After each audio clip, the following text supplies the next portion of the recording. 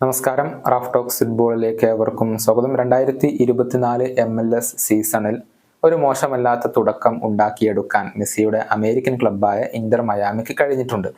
നമുക്കറിയാം, ആദ്യ മത്സരത്തിൽ റിയൽ സോൾട്ട് ലേക്കിന് എതിരില്ലാത്ത 2 ഗോളുകൾക്കാണ് അവർ പരാജയപ്പെടുത്തിയത്. പിന്നീട് നടന്ന രണ്ടാം മത്സരത്തിൽ അവർ സമനില വഴങ്ങുകയായിരുന്നു. ലോസ് ആഞ്ചലസ് ഗാലക്സിയാണ് ഇന്റർ മയാമിയെ സമനിലയിൽ തളച്ചത്. യഥാർത്ഥത്തിൽ മെസ്സിയുടെ ഗോൾ ഇന്റർ മയാമിയുടെ രക്ഷക്കെത്തുകയായിരുന്നു. മികച്ച പ്രകടനമാണ് മെസ്സി ഇപ്പോൾ ഈ 2 മത്സരങ്ങളിലും നടത്തിയിട്ടുള്ളത്. ആദ്യ മത്സരത്തിൽ ഒരു അസിസ്റ്റ് കരസ്ഥമാക്കി. രണ്ടാമത്തെ മത്സരത്തിൽ മെസ്സിയുടെ വകയായിരുന്നു ഇന്റർ മയാമിയുടെ സമനില ഗോൾ പിറന്നിരുന്നത്. ഏതായാലും ഈ വീക്ക് അവസാനിച്ചതിന് പിന്നാലെ ഇപ്പോൾ അവർ MLS-ലെ ടീം ഓഫ് ദി വീക്ക് പ്രഖ്യാപിച്ചു കഴിഞ്ഞിട്ടുണ്ട്.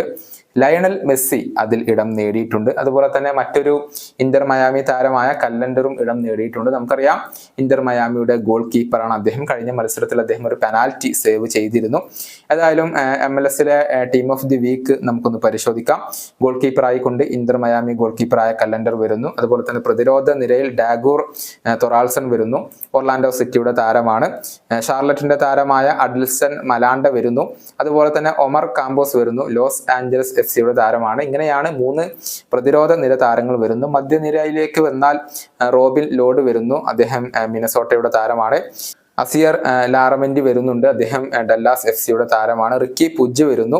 അതുപോലെ തന്നെ ഫെലിപ്പെ ഗൂട്ടിറസ് വരുന്നു. ഷിക്കാഗോ ഫയറിന്റെ താരമാണ്. മുന്നേറ്റ നിരയിൽ ലയണൽ മെസ്സി ഉണ്ട്. അദ്ദേഹത്തിനൊപ്പം DC യുണൈറ്റഡിന്റെ സൂപ്പർ താരമായ ക്രിസ്ത്യൻ ബെൻഡക്കയാണുള്ളത്. അതുപോലെ തന്നെ പോർട്ട്ലാൻഡ് ടിംബേഴ്സിന്റെ ആന്റണിയും ഈ ഒരു മുന്നേറ്റ നിരയിൽ വരുന്നുണ്ട് എന്നുള്ളതാണ്. അതായത് ലയണൽ മെസ്സി തന്റെ മികവ് ഇപ്പോൾ MLS-ൽ പ്രകടിപ്പിച്ച് തുടങ്ങിയിട്ടുണ്ട്. ഈ സീസണിൽ തുടങ്ങിയിട്ടുണ്ട്. വരുന്ന മത്സരങ്ങളിലും കൂടുതൽ മികച്ച പ്രകടനം മെസ്സി നടത്തും എന്നാണ് ആരാധകർ പ്രതീക്ഷിക്കുന്നത്. അടുത്ത മത്സരത്തിൽ ഒർലാൻഡോ സിറ്റിയാണ് ഇന്റർ മയാമിയുടെ എതിരാളികൾ.